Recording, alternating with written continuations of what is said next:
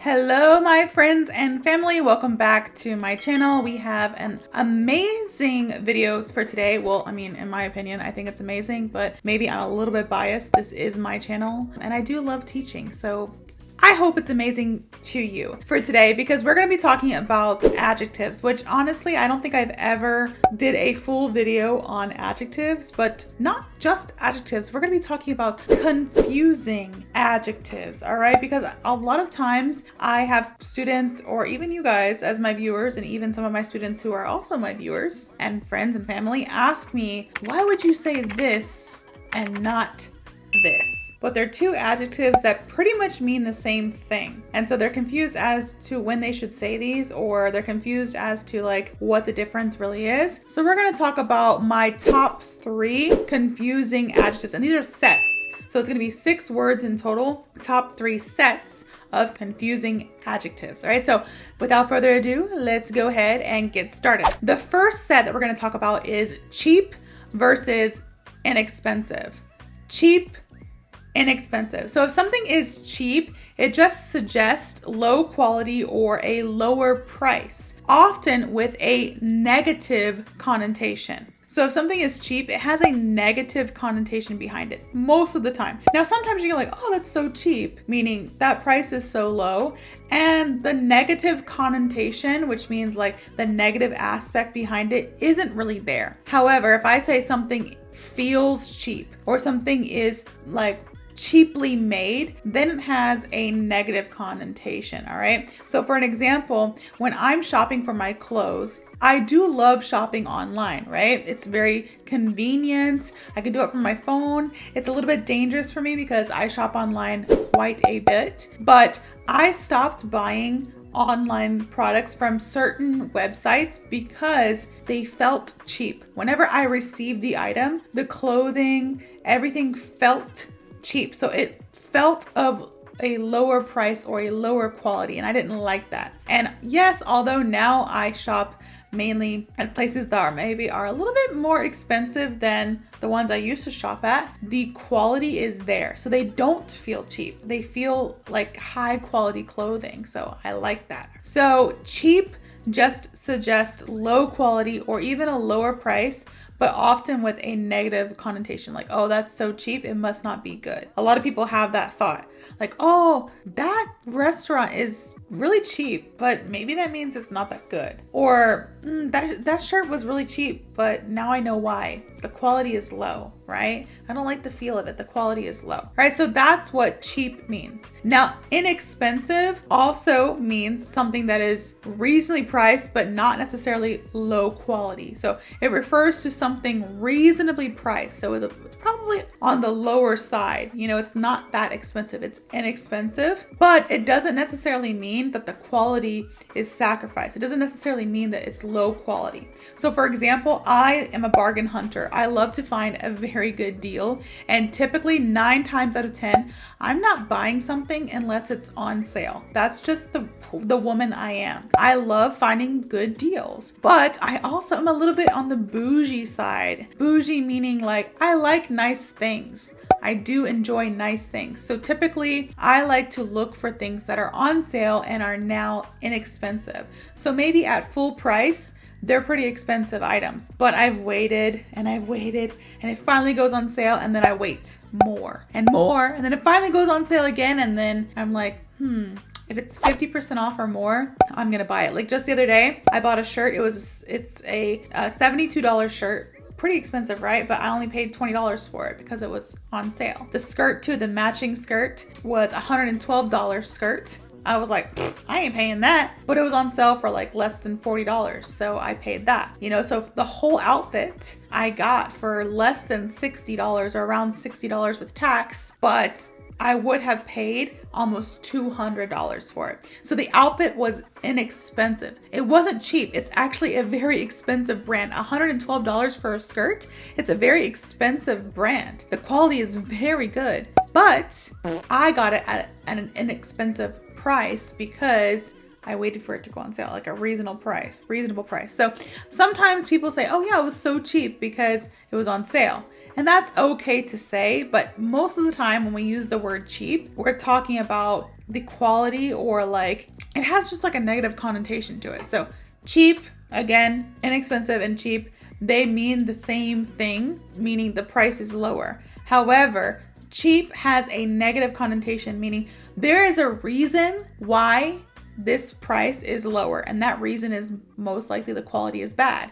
And inexpensive doesn't necessarily mean low quality. It just means you got a good deal. It was on sale. You knew a friend of a friend of a friend. Like something happened. Maybe an employee misticketed the item and you got it for $20 when it was supposed to be $200. Like it just means you got a good deal. It's inexpensive. So that's the main difference. So going into example sentences, the first example sentence of cheap is, he bought a cheap phone that broke after a month.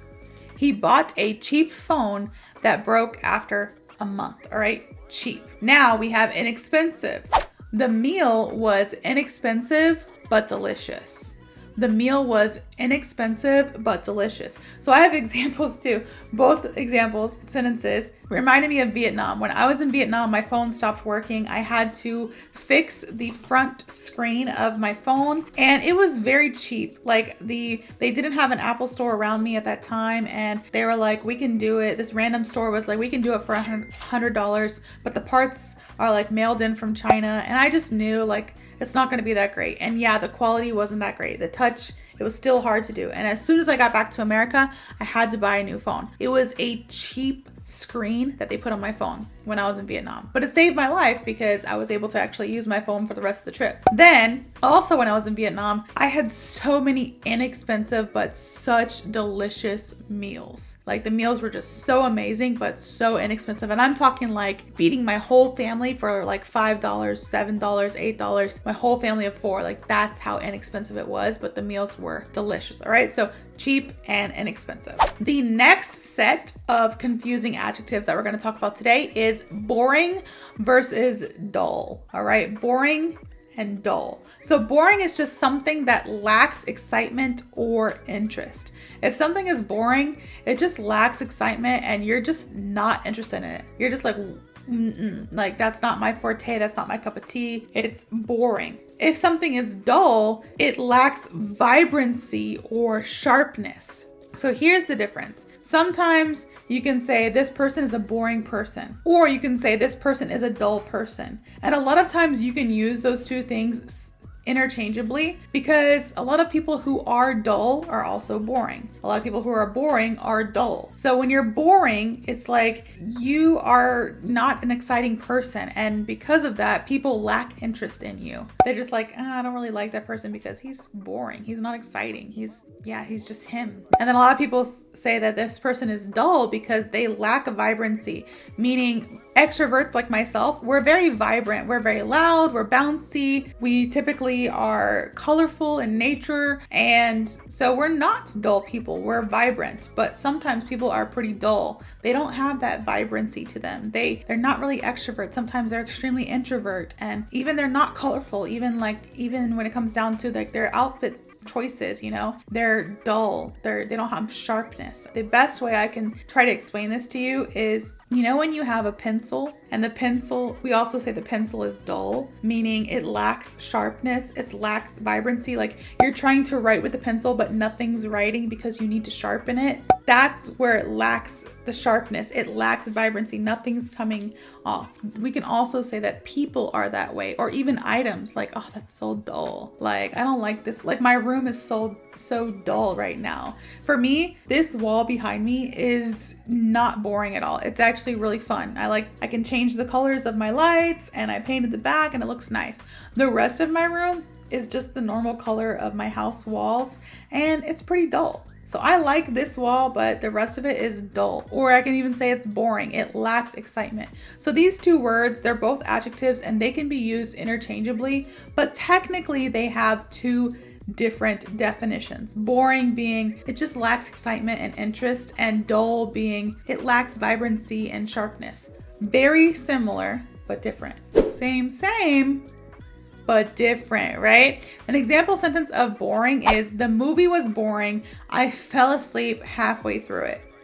The movie was boring. I fell asleep halfway through it. The movie just lacked excitement. It was not interesting, boring, all right? An example sentence for the word dull is the color of the walls is dull and needs refreshing, all right? The color of the walls is dull and needs refreshing. Exactly what I was saying. This wall, I refreshed it. It's not dull anymore. It's vibrant. I can change the colors. My other walls, which are off camera right now, they're pretty dull and they need to be refreshed really bad. I'm working on it, work in progress, right? So that's the main two differences between boring and dull. But like I said before, you can use them interchangeably. They are very similar. The last set that we're gonna go over today is strong versus sturdy. Strong and sturdy. So these are extremely similar, but they also have different meanings and they are used in different ways. So strong can refer to physical strength or mental toughness. If you are a strong person,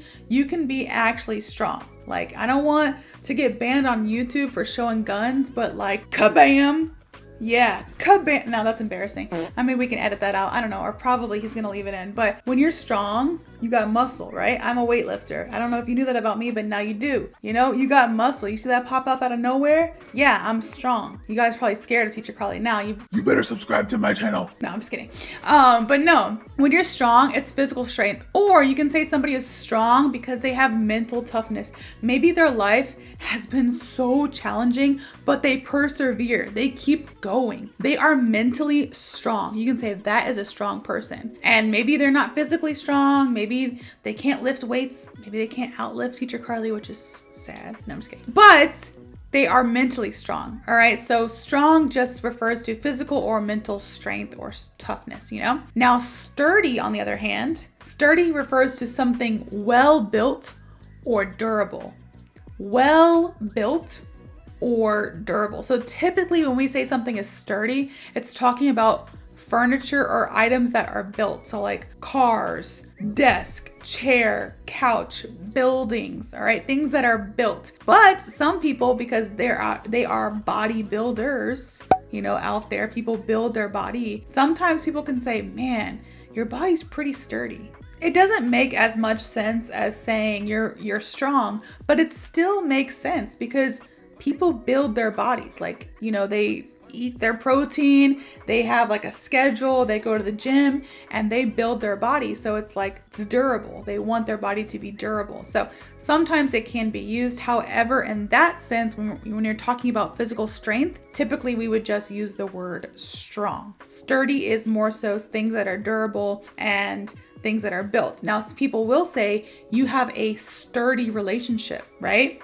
Sturdy because you build a relationship and it needs to be sturdy. It needs to have a good foundation in order to build upon. So when people compliment you or whoever and they say, man, you guys really have a sturdy relationship, it just means that it's well built and durable. It can withstand anything, all right? Sturdy. Strength, you can say you have a strong relationship, meaning physical or mental toughness. Like, you know, this relationship is strong because it's been through a lot physically, mentally, and it still stands, all right? So kind of the same thing. So an example sentence of the word strong is, he's strong enough to lift the box.